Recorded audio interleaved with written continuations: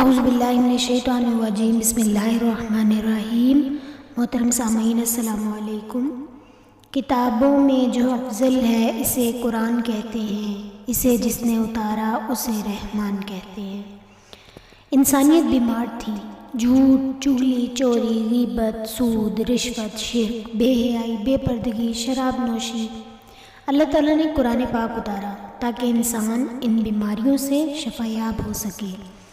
ہم بیمار ہوں تو کس طرح سے بھاگتے ہیں نا ڈاکٹروں کے پاس، سیلف میڈیکیشن کرتے ہیں، ٹوٹکے کرتے ہیں، اور روح بیمار ہے، بیماریوں سے چھلنی ہے تو ہمیں کوئی فکر ہی نہیں ہے۔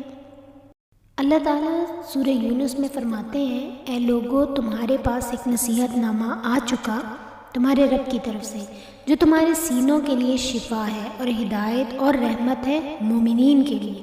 یہ اللہ کا بہت بڑا فضل اور رحمت ہے تم پر، بس چاہیے کہ خوشیاں مناؤ۔ یہ قرآن اس سے بہتر ہے جو تم جمع کر رہے ہو۔ حدیث قدسی ہے کہ آپ صلی اللہ علیہ وسلم نے فرمایا کہ اللہ تعالیٰ فرماتے ہیں کہ جو بندہ قرآن پاک کی تلاوت میں اس قدر مشغول رہا کہ وہ مجھ سے دعا مانگنے کا موقع نہ پا سکے تو میں اس کو بغیر مانگے ہی مانگنے والوں سے زیادہ دوں گا۔ ترمذی کی روایت۔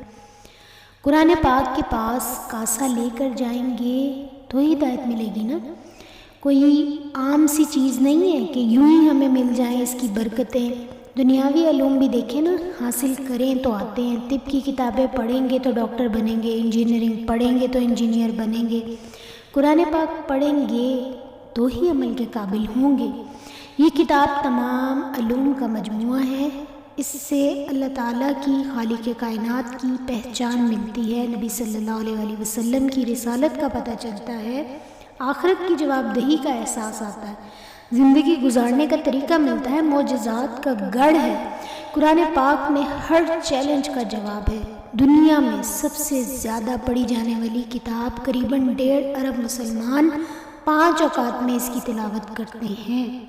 تلاوت کے معنی ہے پیروی کرنا۔ خرم مراد صاحب تلاوت کے بارے میں فرماتے ہیں کہ تلاوت ایسا عمل ہے جس میں آپ کی پوری شخصیت، روح، دل، دماغ، زبان، جسم کے سب اعضاء حصہ لیتے ہیں۔ زبان تلاوت کرتی ہے، ہونٹوں سے الفاظ ادا ہوتے ہیں، ذہن غور و فکر کرتا ہے، دل پر اثر ہوتا ہے، روح جذب کرتی ہے، آنکھوں میں آنسو منڈاتے ہیں، کھال کانپتی ہے، دل لرزتا ہے، رونگٹے کھڑے ہو جاتے ہیں۔ اگر میری اور آپ کی ایسی حالت ہے تو پھر ہم حق کا تلاوت ہو کے اوپر پورے اترتے ہیں۔ قرآن پاک کی تلاوت کے 5 حق ہیں: پڑھنا، سمجھنا، عمل کرنا، تبلیغ کرنا اور نافذ کرنا۔ بچے سے قرآن پاک گر جائے تو کیسے بڑے اٹھ کر ان کے منہ پر تھپڑ رسید کرتے ہیں، خوبصورت جزدانوں میں اونچی جگہ پر سجا کر رکھتے ہیں۔ کیا یہ اس لیے نازل ہوا کہ پڑھ کر برکت ہو جائے؟ مشکل میں، پریشانی میں پڑھ لیں، موت فوت پر پڑھ لیں۔ یہ تو ضابطہ حیات ہے۔ اصل میں ہم صرف موروثی مسلمان ہیں، دین اور دینداروں کو اولڈ فیشن سمجھتے ہیں اور کہتے ہیں کہ یہ وہ زمانہ اور یہ زمانہ فرق ہے، یہاں وہ رولز اپلائی نہیں ہو سکتے جو قرآن میں آئے۔ کیوں نہیں ہو سکتے؟ وہ معاشرہ جب قرآن نازل ہوا وہ اس سے زیادہ گندا معاشرہ تھا۔ ان لوگوں نے بھی اپنی ساری رسومات اور اپنی خود ساختہ عقائد کو چھوڑ کر جب دین کو اپنایا تو اللہ تعالیٰ نے انہیں کہہ دیا رضی اللہ تعالیٰ ورضوا عنہ، اللہ ان سے راضی ہوا اور وہ اللہ سے راضی ہوئے۔ لارڈ میکیلے نے 1917 میں کہا تھا کہ تعلیمی نظام کو بدل دو، پھر مسلمانوں کو دیکھو کہ کیسے پستی میں گرتے ہیں۔ اور ملکہ وکٹوریہ کے ملازم نے یہ بات کہی کہ اگر مسلمان اپنا قرآن کہیں تھام لیں تو حاکم بن جائیں گے۔ آج اگر قرآن کوئی پڑھتا ہے تو صرف سوال و جواب کے لیے، بال کی کھال نکالنے کے لیے، نماز روزے کو زکوٰۃ کو ہی لے لیں، ہزاروں مسائل نکالتے ہیں، غیر مسلموں کو اپنے اوپر ہنسنے کا موقع دیتے ہیں۔ وضع میں تم ہو نصارہ تو تمدن میں ہنود، یہ مسلمان ہیں جنہیں دیکھ کر شرمائی یہود۔ یہ امت روایات میں کھو گئی، حقیقت خرافات میں کھو گئی۔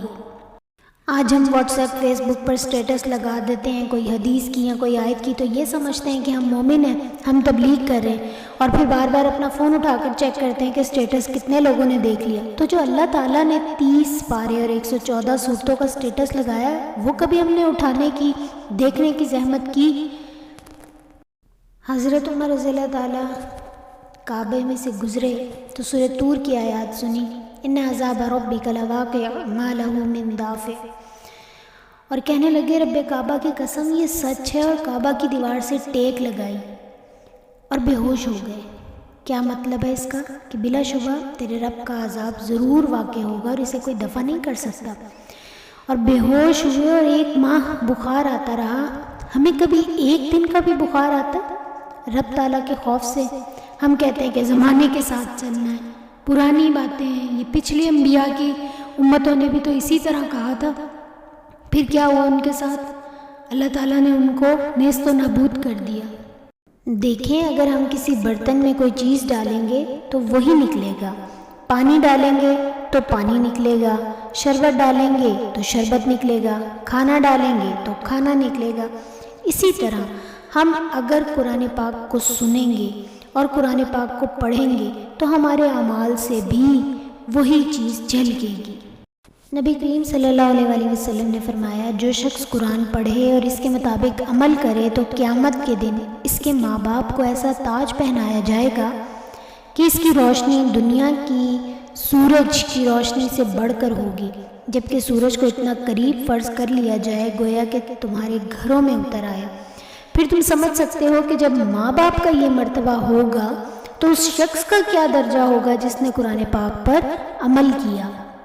آپ صلی اللہ علیہ وسلم سے پوچھا گیا، صحابہ نے پوچھا کہ اللہ کے رسول کون سی نعمت ہے جو فنا نہیں ہوگی؟ تو آپ صلی اللہ علیہ وسلم نے فرمایا قرآن پاک۔ آپ صلی اللہ علیہ وسلم نے بتایا کہ ایک زمانہ ایسا آئے گا کہ لوگ قرآن پاک کو پڑھیں گے لیکن حلق سے نہ اترے گا، یعنی عمل میں، دل میں نہیں اترے گا۔ اور پھر آپ صلی اللہ علیہ وسلم نے یہ بھی بتایا، یہ بھی ارشاد فرمایا کہ جو شخص قرآن پڑھ کر بھلا دے تو وہ اس حالت میں آئے گا کہ کوڑ کی وجہ سے اس کے اعضاء بھرے ہوئے ہوں گے۔ پڑھ کر بھلا دے یعنی حفظ کر کے بھلا دے، احکامات کو بھلا دے اور دیکھ کر بھی نہ پڑھے۔ اللہ تعالیٰ سے دعا ہے کہ اللہ قرآن پاک کو ہمارے دل کی بہار بنا دے، قرآن کے ساتھ ہمارا تعلق مضبوط کر دے، قرآن پاک کو ہمارے لمحے لمحے کا ساتھی، سوچ سوچ کا ساتھی، وقت تیش کا ساتھی بنا دے۔ علم و حکمت کا بیان قرآن ہے، حق تعالیٰ کی زبان قرآن ہے، قرآن وظیفہ ہے، صحیفہ ہے، دعا ہے، ہر درد کا درماں پیغام شفا ہے، وما علینا الا البلاغ المبین۔